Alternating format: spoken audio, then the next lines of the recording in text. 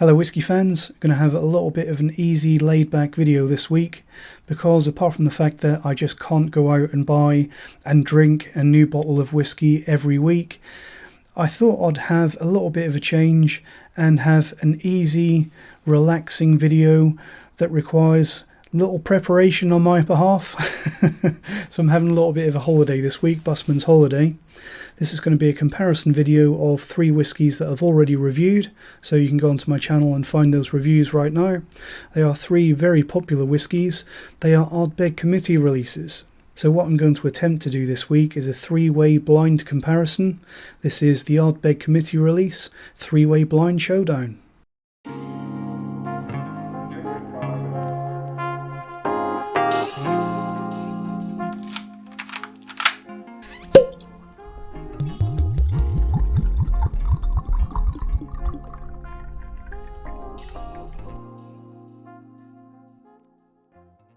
So I'm doing this video because I've got these 3 Ardbeg committee releases here, and to be perfectly honest, I don't know when that's going to happen again.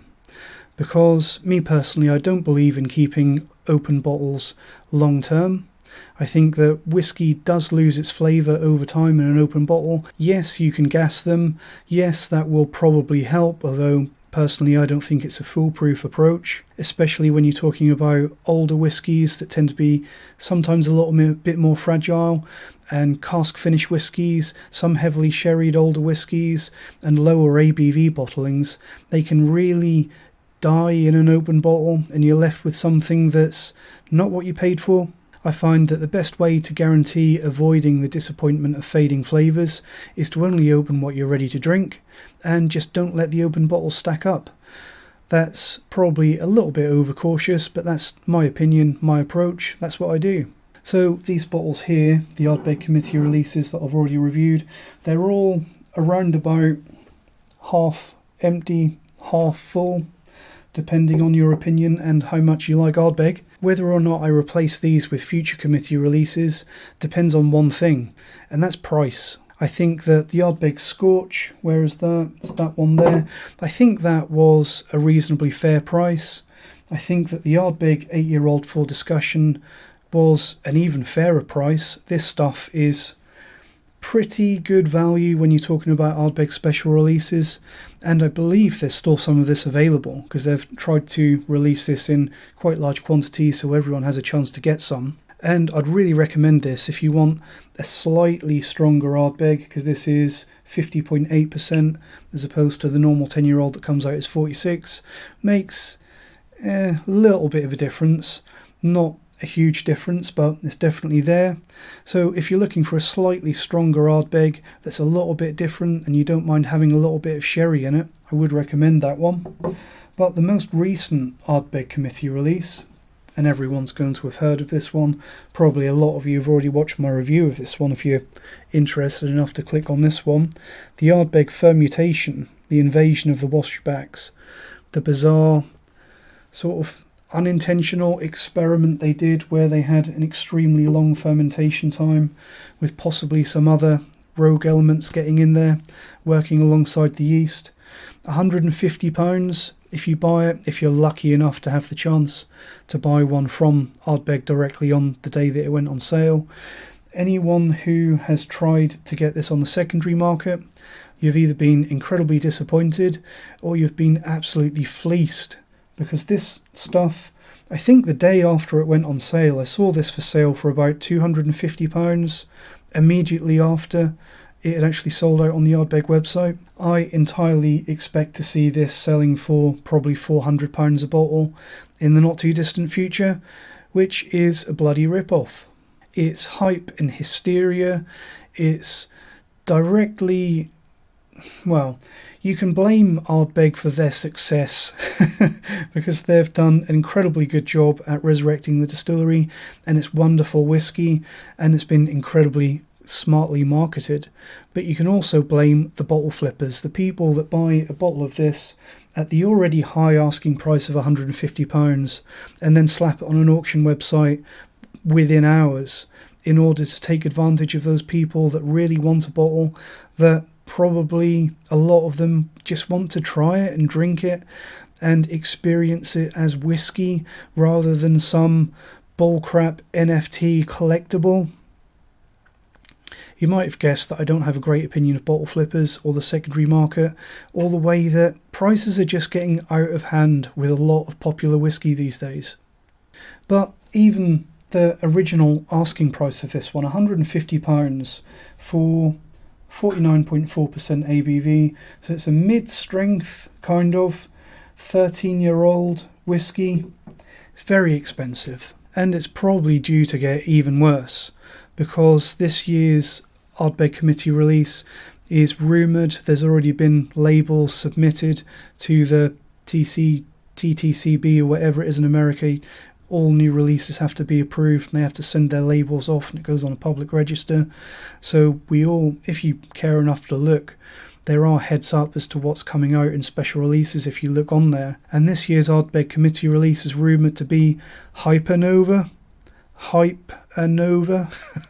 So it's obviously a continuation of the Ardbeg Supernova line, which is it's tied in with that bizarre experiment that Ardbeg did with sending some whiskey to mature in space, and then they sort of analysed it and compared it with whiskey that had matured on Earth. But it's basically the Ardbeg extremely super heavily peated range. It's kind of like the Ardbeg Octomore, which I personally don't find that exciting. For a start, when you double the malt ppm level, it never really doubles the perceived peatiness in the finished product. It just doesn't work that way. Second, Supernovas have been some of the pricier Ardbeg committee releases in the past few years. I think, and I'm just going from memory, because a lot of them I passed on them and just tried samples, but I think they sort of sat in the £120, £140 range. So with Ardbeg Hypernova, we can probably expect a similar or higher price.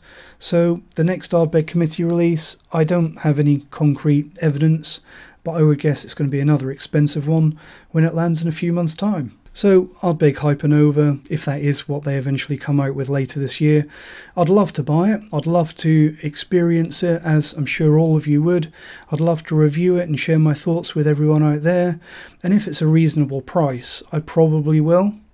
If it's not, then me personally and you guys, we really all need to put that price tag into perspective. You need to ask yourself, when you see these goji whiskies, what else can you buy with that money? How many hours did you have to spend at work to pay for that bottle of whiskey? And is that worth it?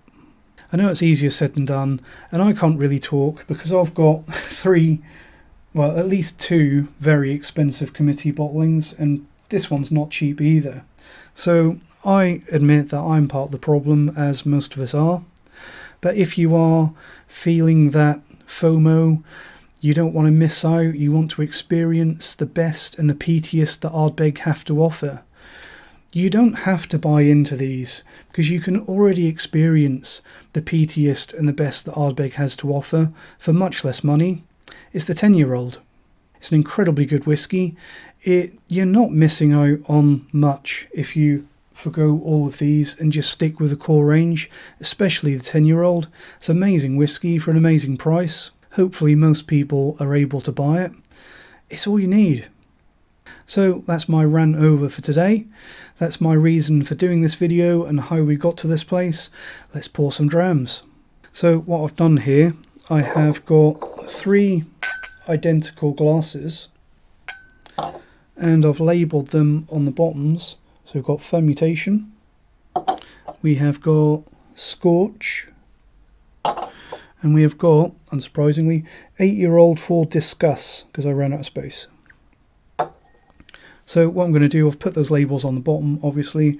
I'm going to pour some drams, I'm going to mix them up, I'm going to do my best to achieve a zen-like state where I empty my mind completely, achieve a trance-like state where I completely forget and become unaware of which one's which. And then I've got some labels here, so ABC, so I can stick those on so I can remember which one's which in the tasting without actually knowing what I've poured. Simples, right? Well, we'll see. I did actually consider doing this as a live stream, and you guys out there will have to let me know is that something that you're interested in? I've been thinking maybe some blind tastings, or maybe, because I'm planning a lot of series of reviews coming up where I get maybe a good cross-section of the range of a distillery and I go through them 3 or 4 releases over a month, one a week. And I was thinking maybe it'd be good to have either a live stream of like first impressions where we can all get together and I'll open the entire range that I've got and we can get some first impressions from some neck pours and you guys can give me your thoughts and we can sort of work it out together and try, and that'll probably enhance everyone's tasting notes with everyone throwing some ideas around, because it's not just about suggestion when you taste a whiskey. Obviously, if someone keeps putting the idea into your head, especially if it's someone that you usually agree with and respect, it's easy to be taken in and start to taste that. But sometimes there's just things that you don't notice. There's flavours that are there that you're maybe not noticing because of something else. I think that would possibly be useful as a starting point for doing some reviews and hopefully useful for some of you guys as well. Or the other thing I was thinking of is maybe something like this. After I've done the reviews, maybe do a live stream where we pour them again and hopefully you guys at home might be able to join in with at least some of them. And we have a little talk and discussion similar to what we do in the comments section already, where we get a little bit of feedback and a little bit of discussion on what's already been reviewed. So either way, let me know, is a live stream the sort of thing that you'd be interested in?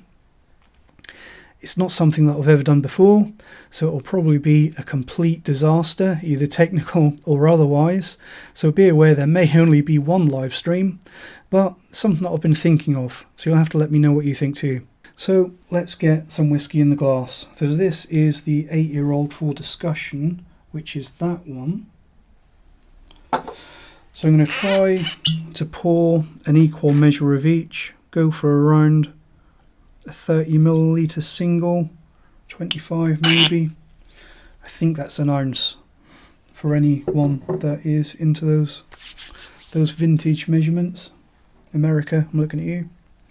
Ardbeg Scorch. Scotch.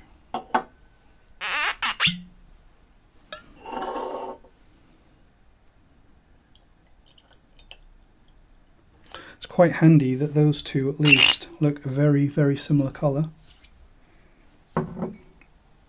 So that is Scorch, isn't it? Yeah. And this one is Fermutation. Mutated fermentation. Fermented mutation. Is this one paler? It's maybe a little bit paler. Well, roughly the same.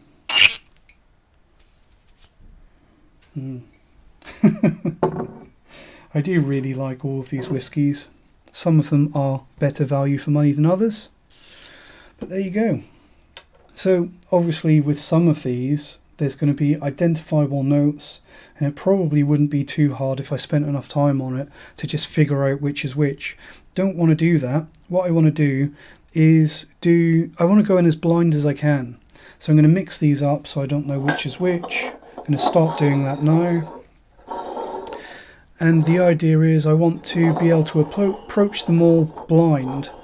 As I did, that's probably making a horrendous noise on the microphone, sorry about that. But I want to approach them as blind as I can and sort of assess them as unbiased as I can. So you're giving up prejudices that you have. And I'd recommend that you guys at home do this as well. Even if you've got entirely different whiskies, it's a really helpful experience to just go through and sort of taste things without knowing what you're expecting to smell and taste. It's a really good experience. So I'm going to try and put these labels on fairly low, because I have had to write on them in a rather nasty solvent-based marker, which it's probably going to smell a little bit if I put it on at the top. And knowing Ardbeg, there's probably going to be some notes in there that are not a million miles away from some of the solventy extreme notes that you get out of a marker. Might be some crossover there, so that wouldn't be helpful. one left. So I've achieved my Zen-like state, if you couldn't tell, where I have no idea which is which on these.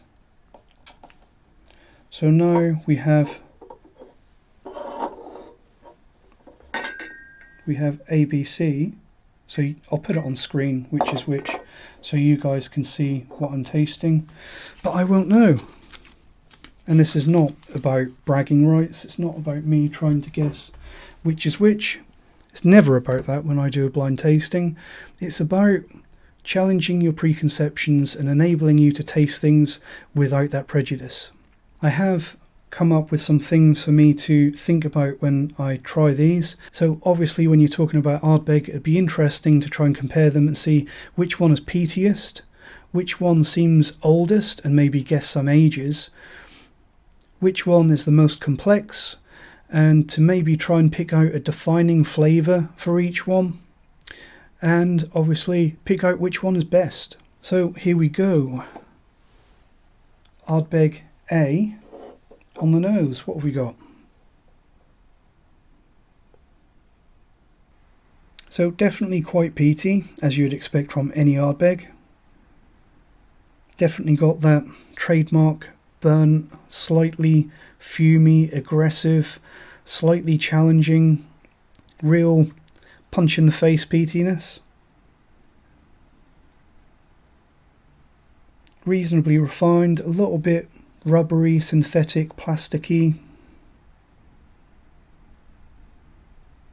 but a delicious smelling whiskey. Let's move on straight away. Let's not dwell on each one too much. So this is B.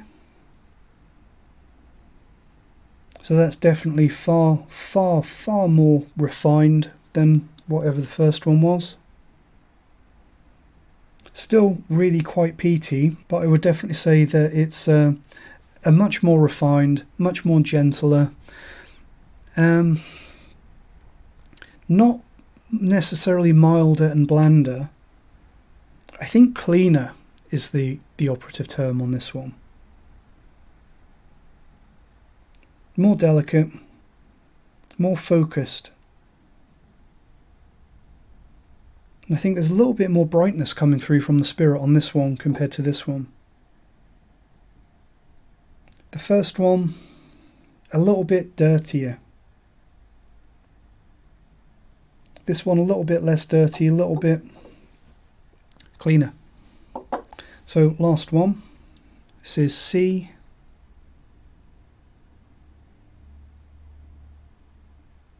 So I'd say, I'm getting ahead of myself now, but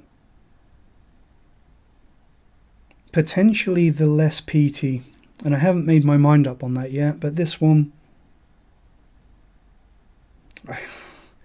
as much as I'm trying to be blind here, I know what this one is. The other two, I'm trying not to think about it, but the other two I haven't decided, but this one, smoked yogurt, creamy, lactic, cheesy, lovely, really unusual flavour profile. I don't know how many of these notes are going to correspond to what I came with on the reviews, but kind of getting like smoked yogurt with fruit, maybe like tinned peaches, you know, like a fruit and yogurt breakfast type thing. Cheesiness though, definitely lactic, creamy, dairy. What was I actually talking about? I was trying to decide which one was peatier. So out of these two,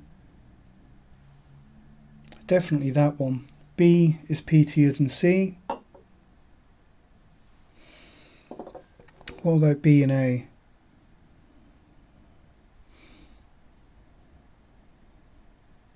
I think A is opened up quite a bit. That's changed more. That's not exactly the same as it was when I first poured that. But A is more rounded. So out of those, I think A, B, C, we've got rounded, refined, weird. So I'm trying my best not to try and figure out what these are. That's not what this is supposed to be about. So in terms of peatiness, I think B is the peatiest, followed by A, which the peat on B is the peatiest, and it's more of a dry, refined, slightly ashy, burnt peat. A is more rounded. You guys know what I'm thinking. You can't help but think what they are. It's very difficult to suppress your inner detective when you're doing blind tastings. But yeah, B, refined, A, rounded, getting some rubbery, synthetic kind of sherry notes, peated sherry. I do think that if this one didn't have the sherry element, if A didn't have the sherry, then it would possibly be peatier than B. But that's not the case. It does have that sherry, and that means that B is the peatiest, followed by A, with C as the least peaty. I love the nose on C though. So unusual.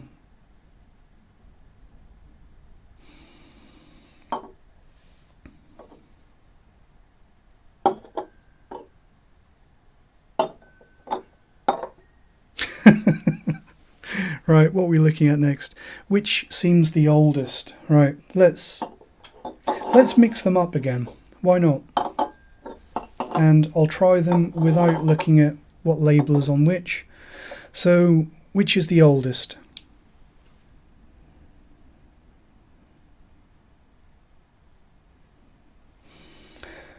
Okay.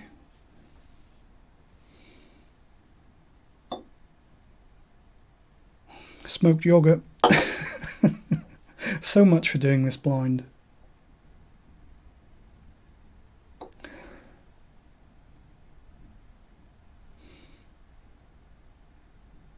I know what they are. It's a bit of a disaster, really. I should have done this. Well, I was going to say I should have done this before I opened any of them, but because they've all been released at such different times, I couldn't have done that anyway.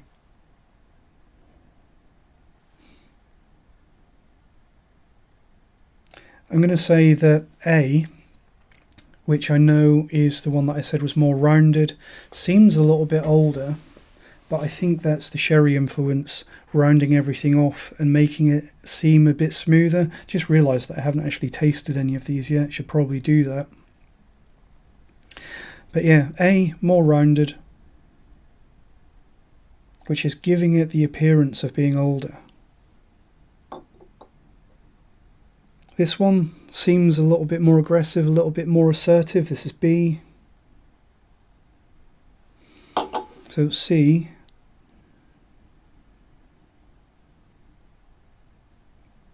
That definitely seems the oldest. And that's, I think it's a similar line. I think what we've proven here is that it's very hard to tell what is oldest and more refined when you're looking at peated whiskey, and that's a complete open secret, because you look at a lot of distilleries will, if they don't normally do a peated release, they'll make their peated release a younger age statement or no age statement, because they know that a young age statement carries the peat better, and also that peatiness hides and masks the youth of the whiskey. Whereas if you released, I'm just going to use Glendronach as an example, their peated release, which was not great, you can tell that Glendronach is not a manufacturer of peated whiskey because it did not work very well, but their peated release was 8 years old a few years ago, and you can tell that they've done that to retain some of that peat, and also because you can get away with it more than if you released like the average cask of 8-year-old Glendronach would probably not be mature enough to sell as an official bottling. Whereas if you add some peat to it, a lot of people are not going to notice. And I think that's what you've got with these whiskies here, at least from my perspective tasting them now. I think that that is It's the 8-year-old for discussion with that sherry influence, which makes it seem a little bit older than the Scorch, although knowing that it's the sherry doing that, possibly not. And then you've got this one, which is our smoked yoghurt bad boy, the Fermutation. That seems older again, possibly because it is 13 years old, but also because it's had that extra long fermentation. It's transformed it into something much more refined and evolved and elegant. Yes, I think that blue cheese and smoked yoghurt is elegant. So in terms of which seems older, I'm going to say C seems the oldest, followed by A, with B in last place. But in reality, when you think about it and analyse it a bit more, probably swap B and A. Before we get too carried away with ourselves, I'm going to mix these up again for what it's worth. Very good at clearing my mind. It's an amazing skill that I've got. Let's do, without nosing, let's do a blind taste and see which seems peatiest just off the palate. So, no nosing.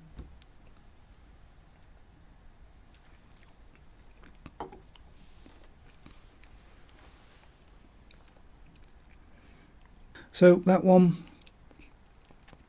probably a standard amount of peatiness for an Ardbeg, I'd say. Let's try whatever that one is. I'm trying not to look because I've basically figured out which one is which letter now.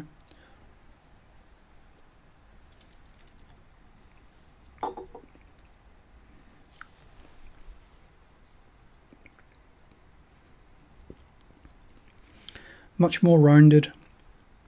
It's like an Ugadal Junior. The peat is really balanced out by the sherry, so we know what that one is. But yeah, the first one, undecided at the moment. I'm going to be perfectly honest as to whether that's Fermutation or Scorch. As I said, without nosing it, it hasn't got those odd notes, or not all the odd notes that Fermutation has. Most of that lactic smoked yoghurt affair is coming through from the nose. If that is Fermutation, which it might be, didn't get a huge amount of that. Let's try the last one.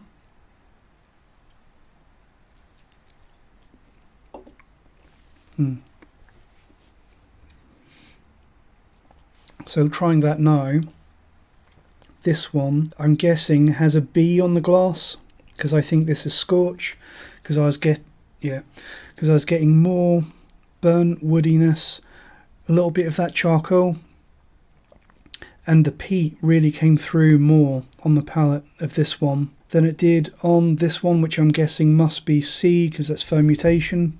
It is C. And nosing that, getting lots of that butyric, dairy, creamy, milky, buttery, off milk blue cheese. Really interesting that I didn't immediately pick up on that just from tasting it. It's all from the nose.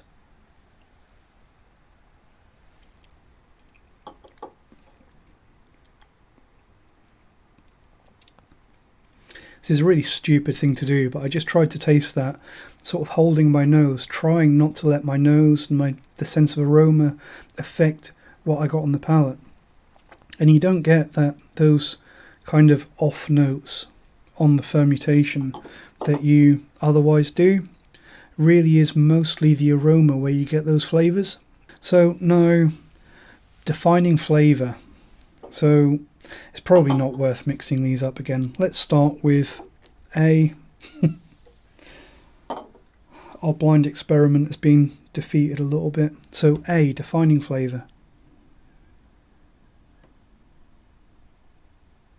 I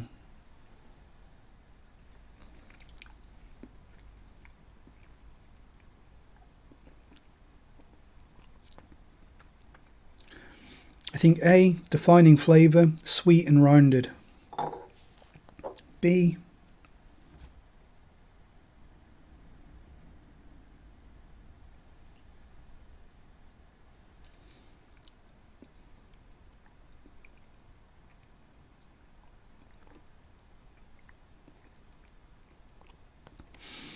So B, defining flavour, refined and burnt.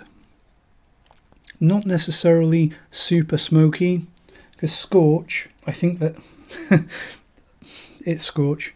Scorch, when they marketed this, I think they were a little bit naughty with the burnt label and the fire-breathing dragon, and I think they did mention it being extra smoky or something like that. It's not extra peaty. It's no more peaty than the Ardbeg 10-year-old, but it does have those really interesting flavours from the extra charcoal filtration, which makes it extra refined. And to be fair to them, it does add a little bit of a charcoal flavour, a little bit of a burnt wood, burnt charcoal barbecue kind of thing, which to their credit is kind of how they marketed it. I think they just cunningly allowed people to assume that it would be smokier as well, which it isn't necessarily. So last one, defining flavour.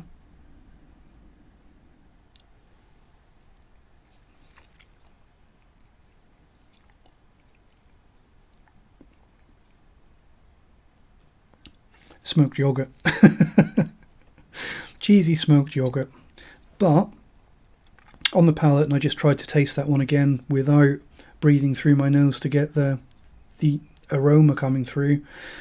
On the palate, there's a real creamy tinned fruit presence on the palate of this one. So what have we learnt here? That Ardbeg make pretty good whiskey. We probably all knew that already. But out of these, what was the last thing that I said I was going to try and do? I was going to decide which one was best. In order of which one was best, I'm going to say C, then B, then A. So now, this is the moment of truth. I haven't actually looked at the labels on the bottom, even though I'm 99.99% sure I know which is which. So here's the moment of truth, really. This is where it could all go badly wrong.